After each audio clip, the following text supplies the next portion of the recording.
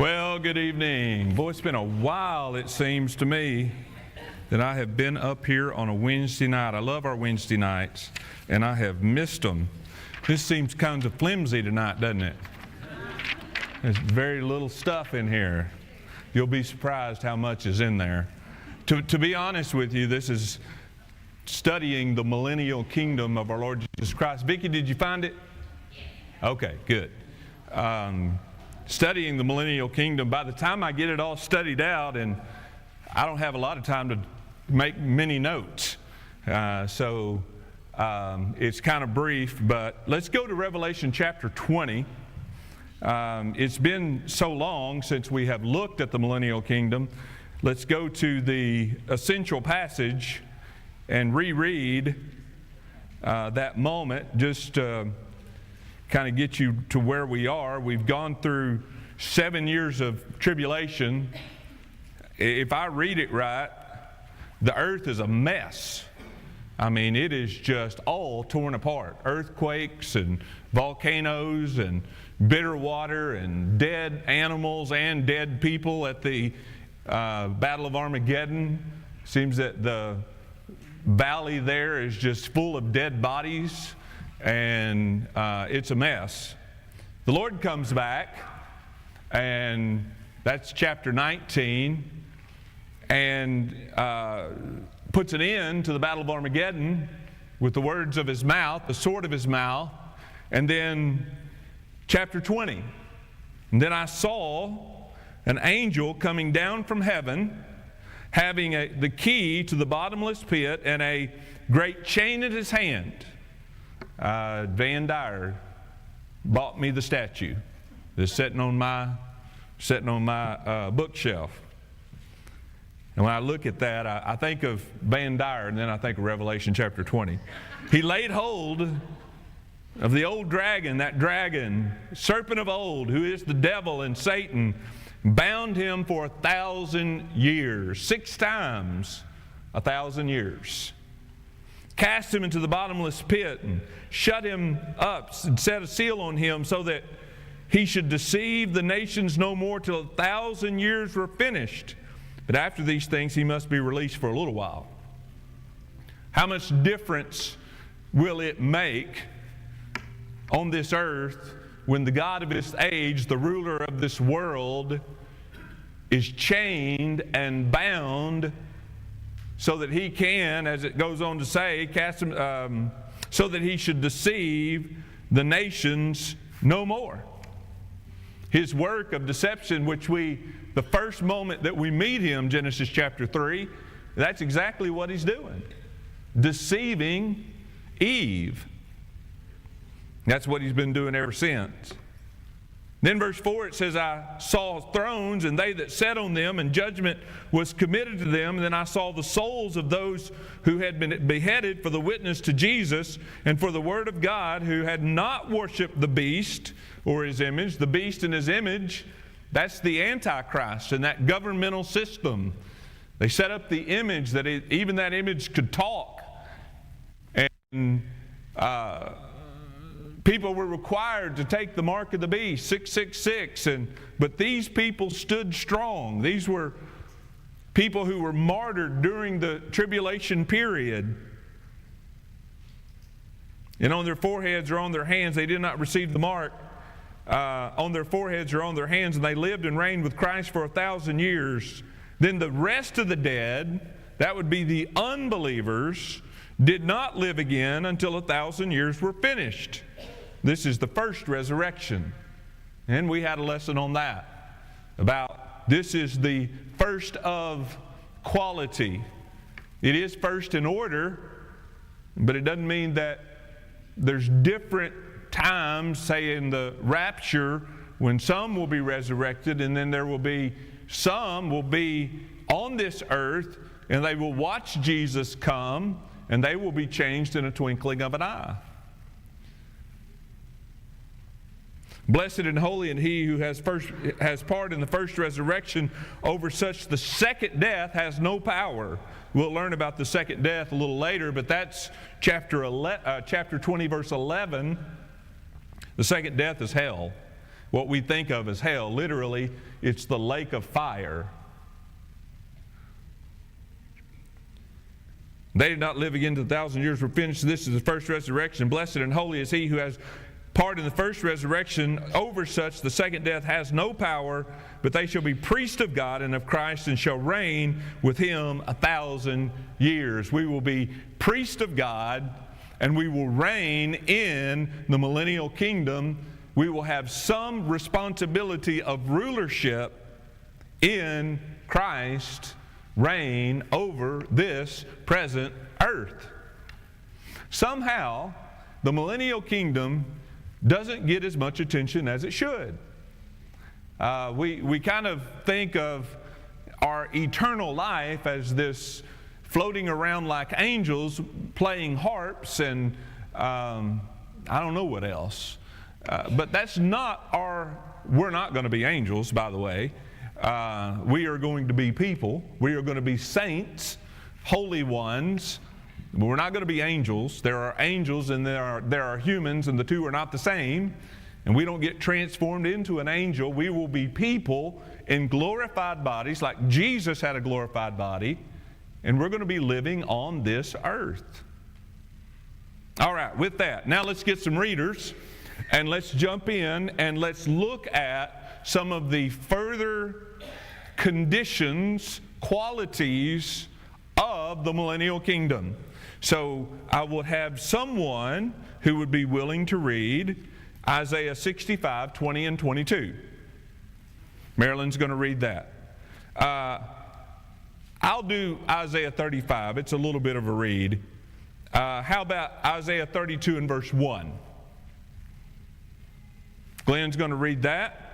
And Glenn, go ahead and read 15 through 18 too. So 32, 1, then read 15, 18 in the same chapter. 65, 21 through 24. Peggy's going to do that. Isaiah 11, 6 through 9.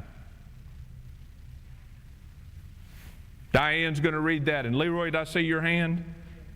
Why don't you read Isaiah 65, 25? And then who wants to read Romans 8, 16 through 23? That's a little bit of a read. I'm going to stare somebody down until they raise their hand. He's going to read it. Wayne's going to read that. Micah chapter 4, verses 1 through 4. We got a lot of reading tonight. Micah 4, 1 through 4. Help me out. Susan's going to read that. Carol, did I see your hand? Or were you just scratching your ear? It's like being in an auction. Isaiah 19, 23 through 25. Zechariah 14, 9 through 11.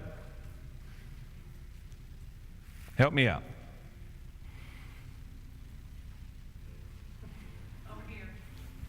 Scott, you going to read that? What did I say? Zechariah 14, 9 through 11. Amos 9, 13. Scarlett, you got that one. Joel 2, 21 through 27. I told you it's a bunch.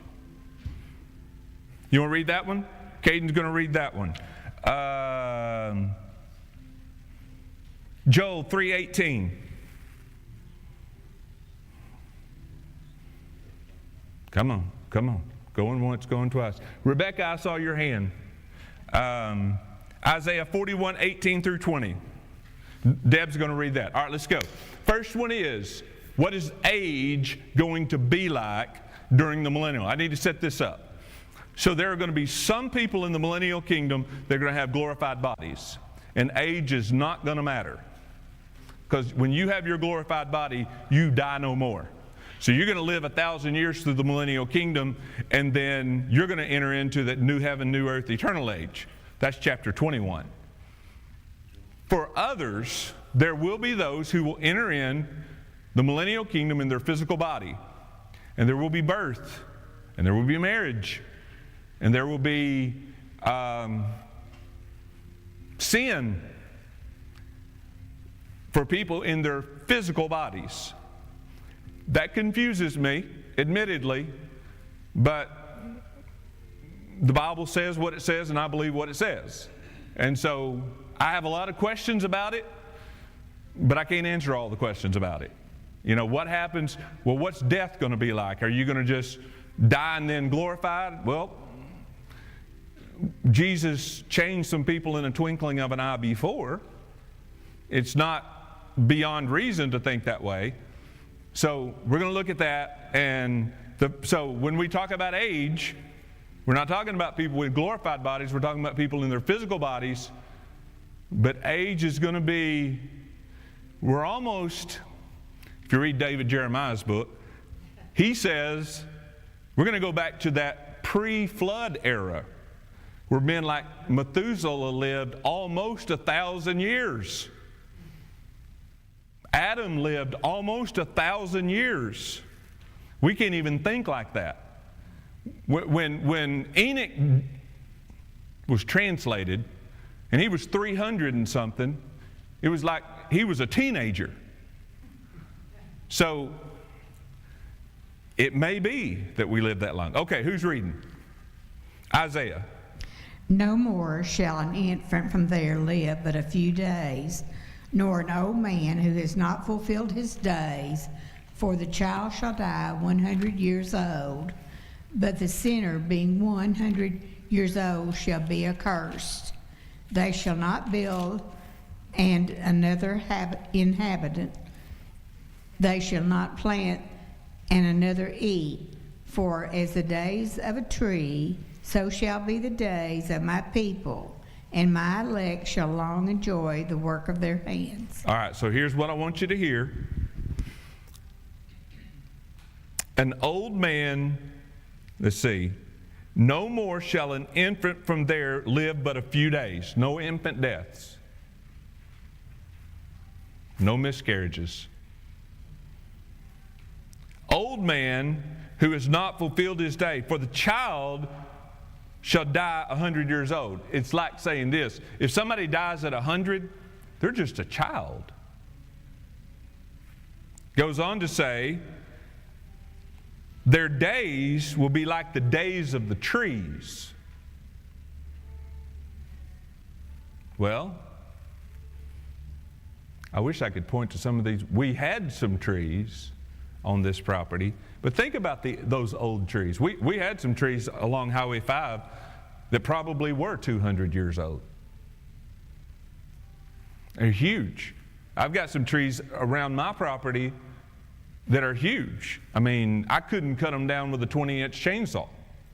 I guess I could if I went all the way around it. I'm not sure if I could. Might still be a core in the middle when I got finished. That's the idea. Age will be extended amazingly.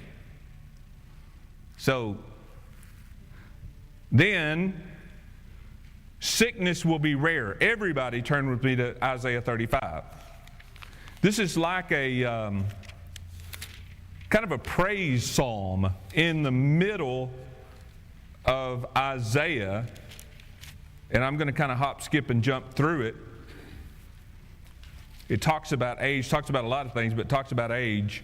So this is a kind of a psalm in the middle of Isaiah 35. It says, talking about the millennial kingdom, the wilderness and the wasteland shall be glad for them, and the desert shall rejoice and blossom as a rose. You ever heard that?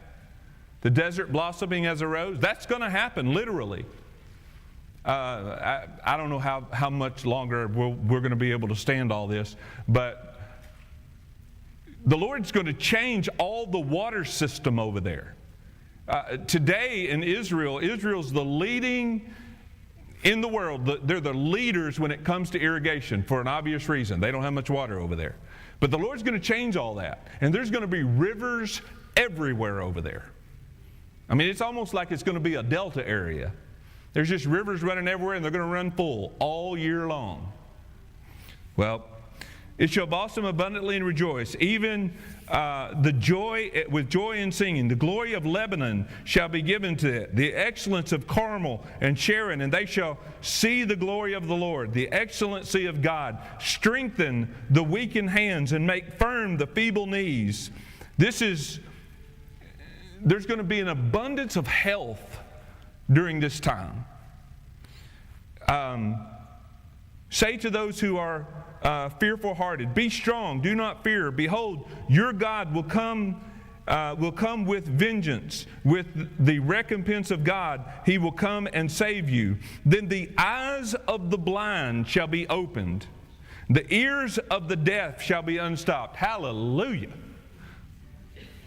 That was for me. You are a little slow tonight. The lame shall leap like a deer. The tongue of the dumb shall sing. The waters shall burst forth in the wilderness. What's wilderness? When we think wilderness, we think a bunch of trees and briars, don't we? That's not wilderness over there. Wilderness is desert. There's a reason things don't grow in the desert. It don't have water. But now it has water.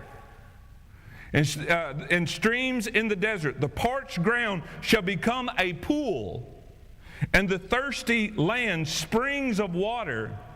In the habitation of jackals where they lay, there shall be grass and reeds and rushes. Where do the jackals live? These are the wild donkeys. They lived out in the desert.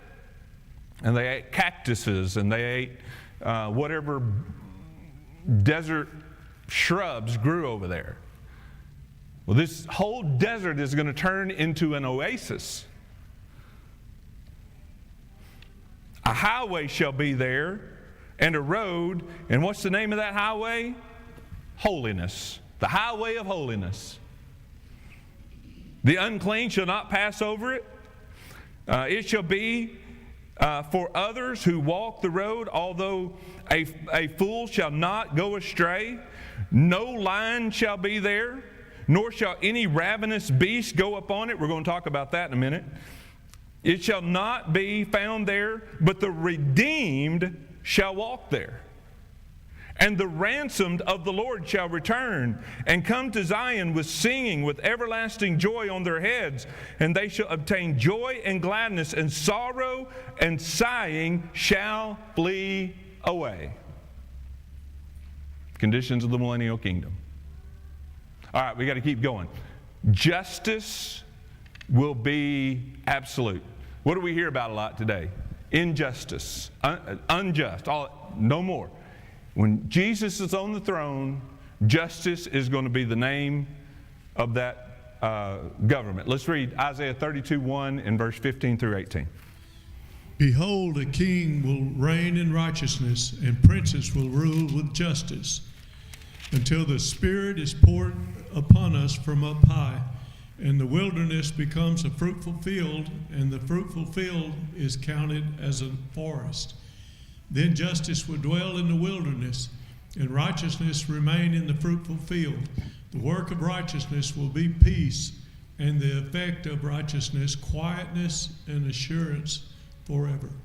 My people will dwell in peaceful habitation, in secure dwellings, and in quiet resting places. Doesn't that sound good? Quiet resting places. I want one of those. I want one of those. What do we hear? I mean, we just hear a bunch of noise today, don't we? Our world is just filled with noise. They're going to have a noise ordinance in the millennial kingdom. There's not going to be a bunch of loud stuff. It's going to be a quiet, restful place. Why? Not going to be any crime. Not going to be police sirens. Not ambulance sirens. I don't know about fire engines. I don't know about the fire. But it's just going to be so different.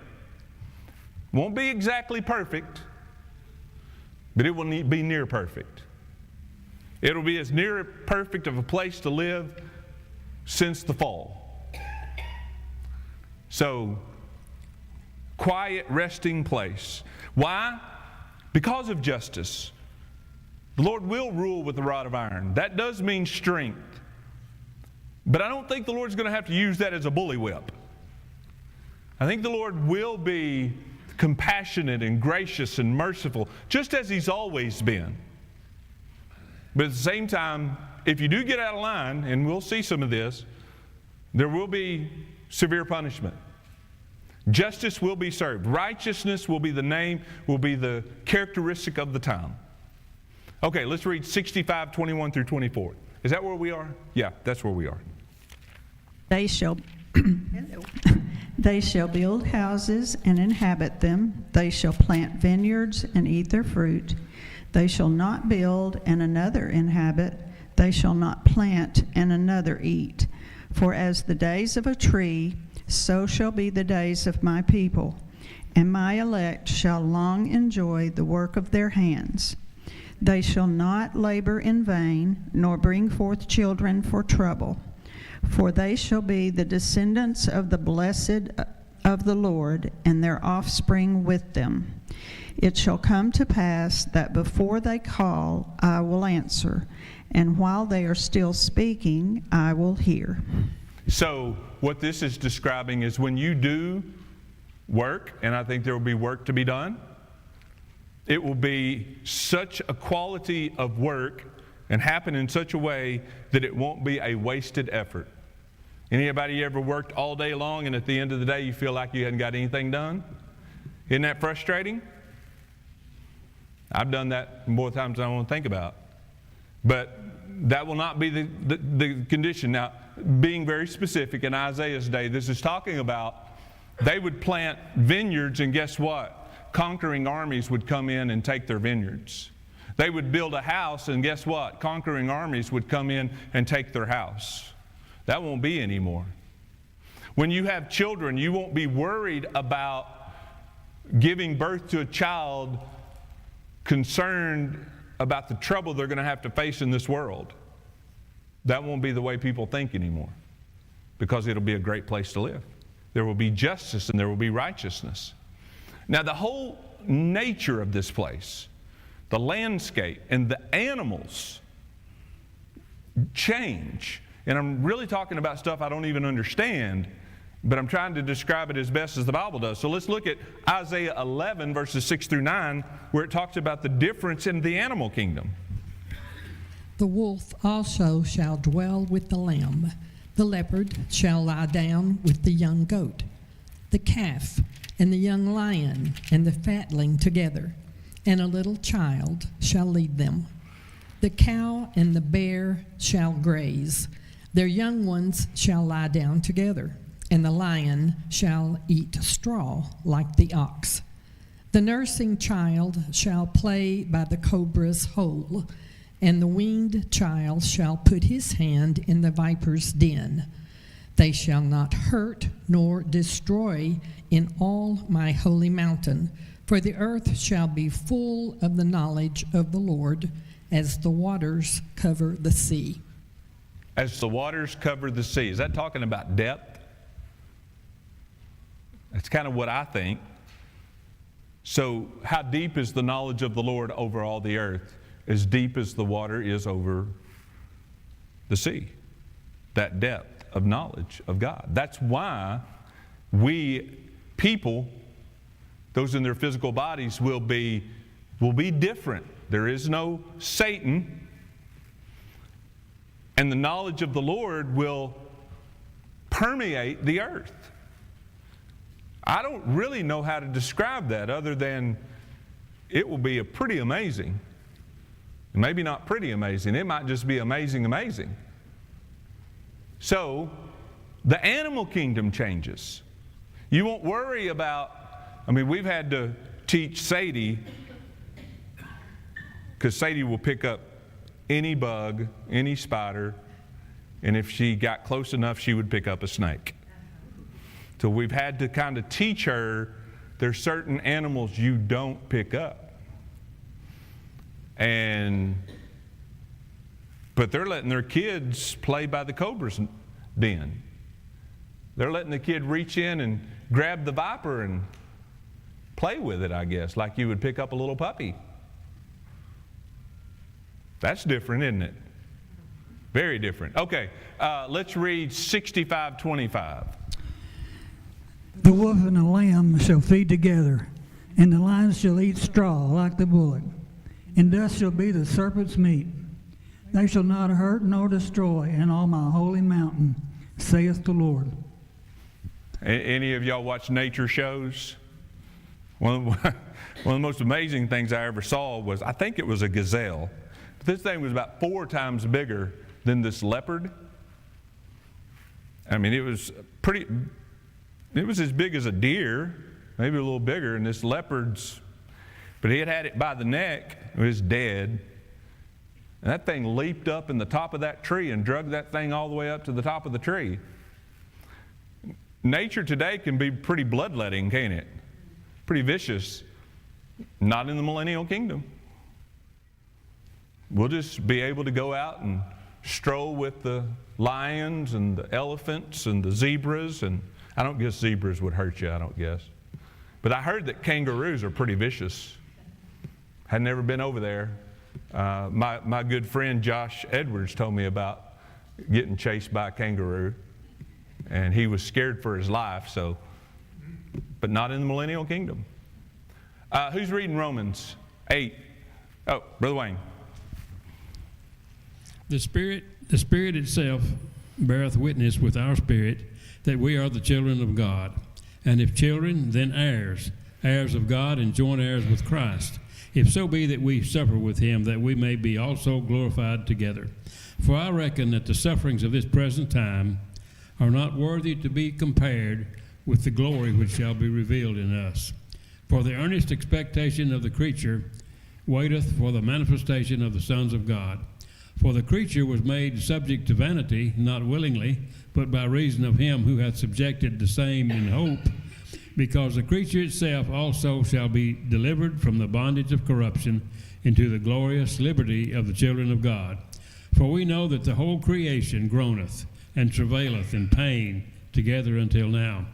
And not only they, but ourselves also, which have the first fruits of the Spirit, even we ourselves groan within ourselves, waiting for the adoption, to wit, the redemption of our body. What's the creation waiting on? When we all get new glorified bodies. And when we get new glorified bodies, this creation is going to be, is the right word, re-glorified? It's going to receive, I don't know. I'm just this shy away from saying it's going to be like the Garden of Eden. The only difference is there will be sin, so I'm this shy. But all the descriptions of the millennial kingdom sound to be a perfect place. I'm learning more and more the more I read about, and a lot of it is in these Old Testament prophet books, of which I know less about than any other place in the Bible. But how many times these prophet books, Isaiah, Ezekiel, Joel, Micah, Amos, all these ones that we don't usually spend a lot of time looking at, even when we have it in Sunday school, we just kind of skim over the top, don't we? But it's all about the millennial kingdom. I can't say this for certain, but most all of them are at some point are going to address the millennial kingdom. So it's a recreation of the creation. I know at the end of the tribulation period, as I said, I mean this place is it's a war zone. It's what a war zone would look like, even more than Europe looked like after World War II. I wasn't there. Glenn was, but I wasn't. I didn't get to see that. I've seen pictures, right? Some of those places that used to be forests that had these little spindly little trees half burnt. Well, if a third of the earth gets burnt 2 different times, what's this planet going to look like at the end of the tribulation period? So there's going to have to be, well, I mean, Jesus spoke the earth into existence, so, I mean, it wouldn't take him long to speak this earth back into a re-glorification of the earth. But anyway, moving along, the end of war. Micah chapter 4, verses 1 through 4. In the last days it shall come to pass that the mountain of the house of the Lord shall be established. Hold up. Ready? Okay, go ahead. Susan, I don't know what microphone it is. Blue. It might have just been my ears. Go ahead, Susan. Say it. Do it again. But in the last days it shall come to pass that the mountain of the house of the Lord shall be established in the top of the mountains, and it shall be exalted above the hills, and people shall flow unto it. And many nations shall come and say, Come, and let us go up to the mountain of the Lord, and to the house of the God of Jacob. And he will teach us of his ways, and we will walk in his paths. For the law shall go forth of Zion, and the word of the Lord from Jerusalem.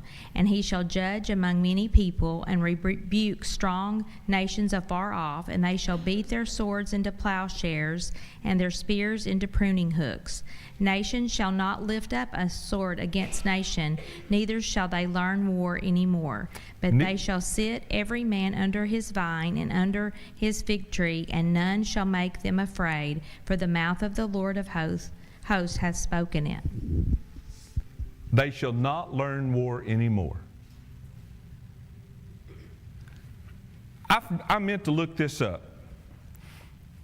What percentage of our budget in the United States of America goes to the military?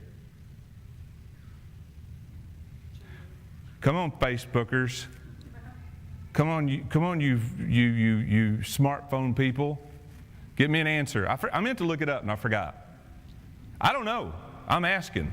That's a real question. Anybody know right off the top of their head? All right. Rebecca's got it. Google says it's 13.3% of the federal budget went to the military, roughly $820 billion. 820 million billion. 13%. How much? 23%? That what you said? 13%. Whew. What could we do with $800 billion? We could buy lots of John Deere tractors. Because we're going to have new farmland. Because I will hope that I'm the Secretary of Farming in the Millennial Kingdom. What could we do if we didn't have to pay for war? How quickly would the earth repopulate itself? No sickness. People live a long time. We're not killing one another anymore. Whew. There might be, 8 billion people on the planet Earth now? Just shy of that. There might be 20 billion people on the planet Earth by the time the end of the Millennial Kingdom. Isaiah 19:23 through 25. In that day there shall be a highway out of Egypt to Assyria, and the Assyrians shall come into Egypt, and the Egyptian into Assyria, and the Egyptians shall serve with the Assyrians. In that day shall Israel be the third with Egypt and with Assyria, even a blessing in the midst of the land, whom the Lord of hosts shall bless, saying, Blessed be Egypt, my people, and Assyria, the work of my hands, and Israel, mine inheritance. Now don't let that run over the top of your head. Okay, so Assyria, Egypt, Israel. In Isaiah's day, were enemies. Assyria was on this side, Egypt was on this side.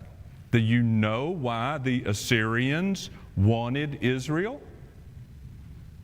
Well, because they was prophesied to do so. That is true, but logistically, it was Assyria needed a stronghold to attack Egypt. And that's why they took the northern kingdom in 722 BC. Assyria and Egypt were enemies. And so they took the northern kingdom to fight against Egypt. Egypt tried to do the same thing. But what this is saying is they're going to work together. They're going to be friends. Assyria will come to Egypt, and Egypt into Assyria, and the Egyptians will serve with the Assyrians. Furthermore, God says, blessed is Egypt my people. Assyria, the work of my hands. And Israel, my inheritance. Now, I know that this is very much context specific for Isaiah's time, but basically what God's saying, in the millennial kingdom, there aren't going to be nation against nation. They're all going to be my people, serving in the Lord's government. Zechariah 14, 9 through 11. And the Lord will become king over all the earth. On that day the Lord will be one, and his name one. The whole land shall be named. The whole land shall be turned into a plain from Geba to Ramon, south of Jerusalem, but Jerusalem shall remain aloft on its site from the gate of Benjamin to the place of the former gate to the corner gate, and from the tower of Hanamel to the king's wine presses, and it shall be inhabited, for never again shall it be doomed to destruction. Jerusalem shall abide in security.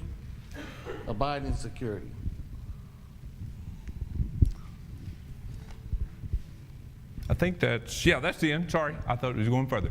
So, Jerusalem. What's Jerusalem known for? Yeah, I know, you're going to say where Jesus was crucified.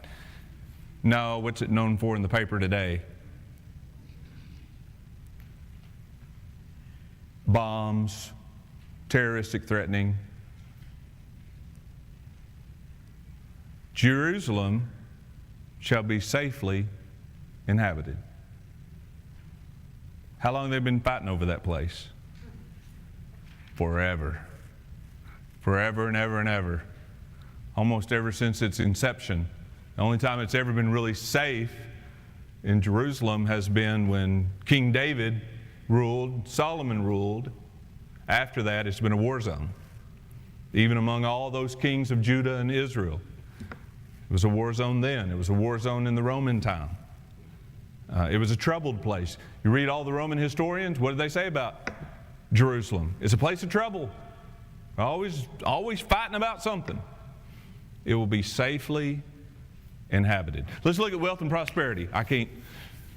Amos 9:13. Who's going to read that? Oh, who? Over here. Oh, Scarlett. Okay. The days are coming, declares the Lord, when the reaper will be overtaken by the plowman, and the planter by the one treading grapes. New wine will drip from the mountains and flow from all the hills.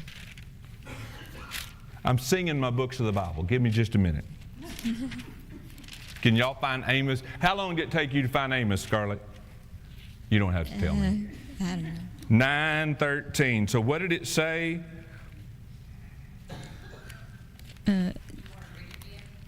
I think I know what it said. But I didn't understand anything Scarlett read. Doesn't mean you didn't read it greatly. It's just that these ears don't work. The plowman is going to overtake the reapers. What's that talking about? Well, in one place in my entire life have I seen where you could harvest a crop and turn right back around and plant it again. They could do that in Peru. They would harvest their corn, cotton, turn right back around and plant it again. Now you can do that a little bit around here. You can harvest your soybeans and you can plant winter wheat. If you get your soybeans out early enough. You can harvest your rice and you can plant. But we don't have continual growing seasons. But they will then. Can you imagine the amount of food? If you could just plant all the time, how many tomatoes could I give away?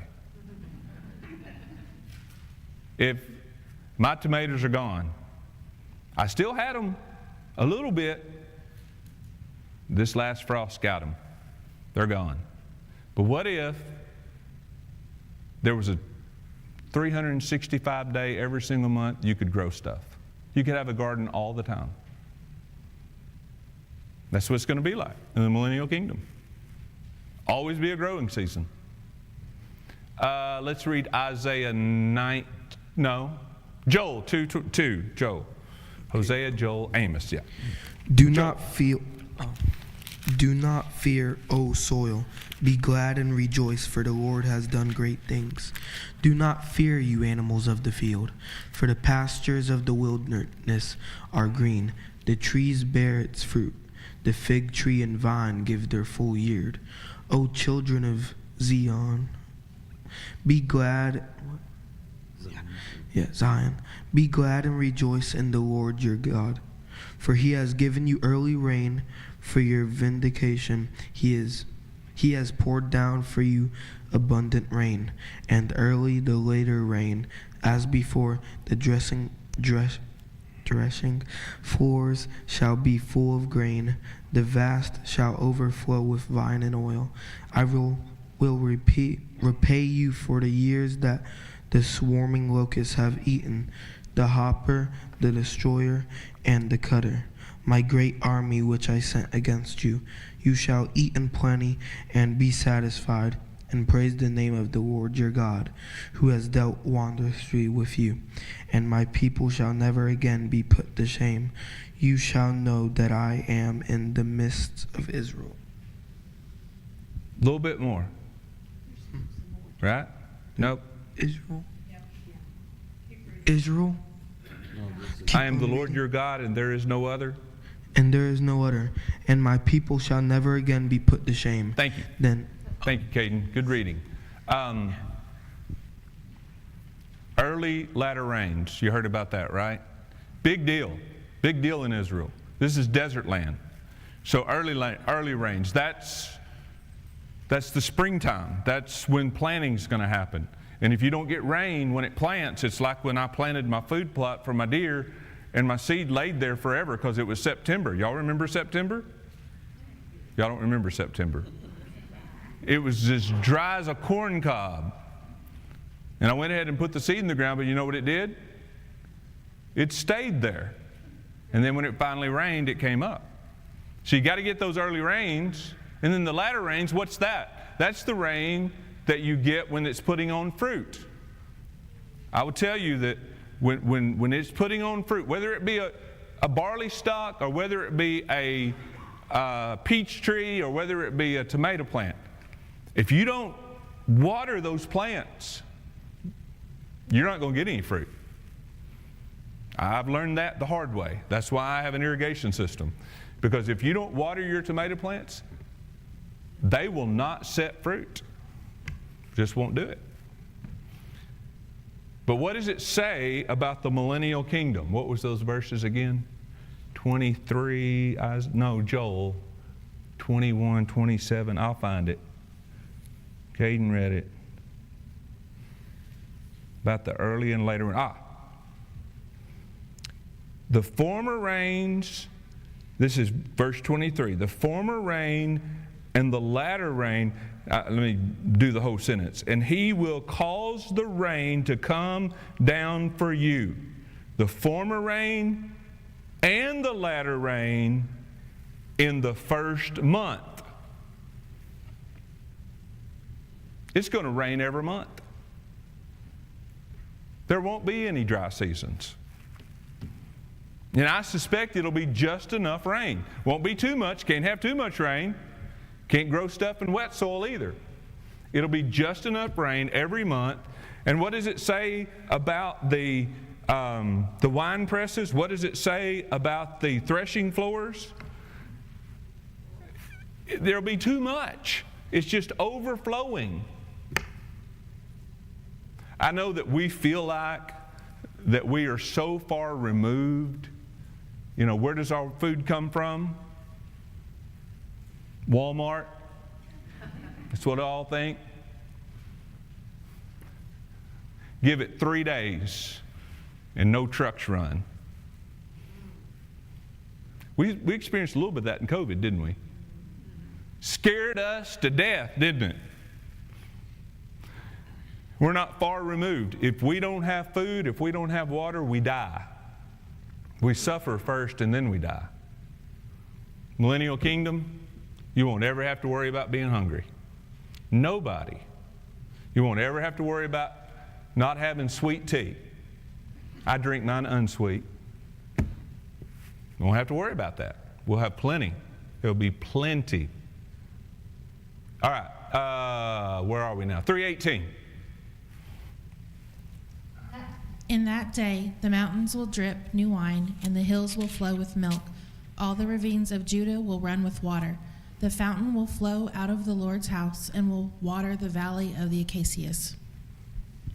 So, the valley of acacias, to identify that is down around the Dead Sea. South, I should put a map. I'm going to show you a map here in a minute. But it's over around the Dead Sea area. Nothing grows there today. Nothing grows there today. Nothing of worth grows there. Let's do Isaiah 41. I'm looking at my time now. Isaiah 41, 18 through 20. I will open rivers in desolate heights and fountains in the midst of the valleys. I will make the wilderness a pool of water and the dry land springs of water. I will plant the wilderness, the cedar and the acacia tree, the myrtle and the oil tree, and I will set them in the desert, the cypress tree and the pine and box tree together, that they may see and know and consider and understand together that the hand of the Lord hath done this, and the Holy One of Israel has created it. Rivers in these valleys, I will make the wilderness, let's see, is that right? 41:18, yeah, okay. I will plant a wilderness, in the wilderness, cedars, acacia trees, myrtle trees, olive oil trees, box trees. The point of this is it's just going to blossom like a rose. Right? Let's go to the next one. So, this is Ezekiel 47, 1 through 11, which I don't have time for. I'm going to hop, skip, and jump through it. This is a rendering of some of the new stuff. There's going to be a river that, as best I understand, originates from Jerusalem. It's going to flow from underneath the temple, and it's going to go both directions, east and west. One is going to flow into the Mediterranean Sea. The other is going to flow into the Dead Sea. Let me find Ezekiel first. Ezekiel, Daniel, right before Daniel. Ezekiel's got lots of millennial kingdom information in it, all about the temple, and I'm working on it. We may look at that. Where am I going? I'm in Ezekiel 47. So he has Ezekiel wade down into the water, 1,000 feet. He wades down. He's up to his knees. Another 1,000 feet. He's up to his waist. Another 1,000 feet. He says, I can't go any further. It's too deep. So this is a big river. That's the idea. Is it a river like the Nile River? Maybe. It's a big river. It's enough water that comes through that area that it is going to flush out the Dead Sea. Why do they call it the Dead Sea? Because it's dead. There are a few microscopic organisms that live in that highly concentrated salt sea, but there's going to be enough fresh water that runs out of this river that it's going to flush out the Dead Sea, and verse 8, 47:8. Then he said to me, this water flows toward the east region, goes down into the valley, enters the sea, the Dead Sea. There's only one sea east of Jerusalem. And when it reaches the sea, its waters are healed. What does that mean? It doesn't become salted anymore. And it shall be that every living thing that moves wherever the river go will live. And there will be great multitudes of fish. I plan to crappie fish on the Dead Sea, because these waters go there. And so they will be healed, and everything will live wherever the river goes. And it shall be that fishermen will stand by it from En-Gedi. What's En-Gedi? It's a city, it's a place on the Dead Sea. To En-Eglam, what's that? Another city on the Dead Sea, and they're going to fish there. Which there wouldn't be any sense of fishing there now. Their fish will be of the same kind as the fish of the great sea, exceedingly many. Whatever is in the Mediterranean Sea is going to be in the Dead Sea. I will tell you what former Tom McLemurray said. He said that not only is this river going to flush out this Dead Sea, but this whole area down here is going to open up, and it's actually going to be a sea coast. Not beyond thought. It may still be salty, but it won't be as salty as it is today. It will be salty like the Atlantic and Pacific Ocean is, where teams of fish live. It will be a place for life again. So, next slide, and I'm out of time. So there you go. It will be a place of great joy. It will be such a joyful time. I give you this stuff that you can look at it on your own time. It will be a place of rest. There will be work, but I don't know about you guys, but there's a lot of work that I like to do. Am I the only one? Surely y'all like to do something. Don't tell me that y'all just like to watch TV all day. There's nothing to watch on that. I like to work. I like to do gardening stuff, and I like to fish. That's work. I like to, and you know, a lot of that is descriptive of what we'll be doing in the Millennial Kingdom. I certainly would like to serve the Lord and be with Him, and worship will be a big part. But you know, I don't remember who told me that. Somebody, some smart aleck teenager around here, we were talking about some of that, and they said, well, will the Millennial Kingdom be like going to church every day? Kind of with that snarly look like I got right now. No, it won't be. We'll have church. May not be called church. We'll have worship services. I don't know that you're going to get to worship with Jesus every day. There does seem to be an indication that everybody is going to get to take a yearly trip to see Jesus at the Millennial Kingdom. Hey, any of you all been to Jerusalem? I mean, people in their physical body are going to have to travel the same way we do. I don't know if I have my glorified bodies. If I have wings, can I just fly over there? I'm not going to have wings. I'm being facetious. But it seems that it talks about the Feast of Tabernacles, that everybody is going to get a chance to go see Jesus at least once a year. All right, enough of that. Any comments or questions? Okay. We're going to have bones in our body, or you believe our glorified body is going to be like a spirit? I would like to know what your thought is on that. 1 Corinthians 15 teaches us about the glorified body. Here's what I know. Jesus had a glorified body in his resurrection. He stayed 40 days.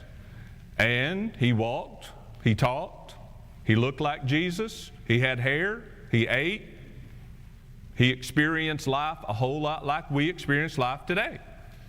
Now, he did walk through walls a few times, but I guess he could have probably done that when he had a physical body if he wanted to.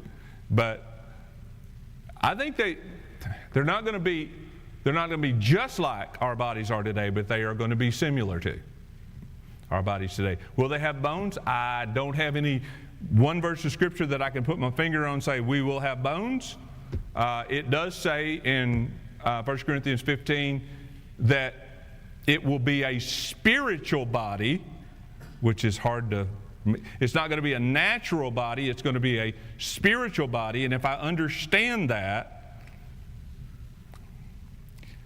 it seems that the natural body, this goes to some really deep stuff, our body is driven by bodily fluids like blood and phlegm and dopamine and serotonin and all of these other liquids that are in our body. We are a liquid-driven body.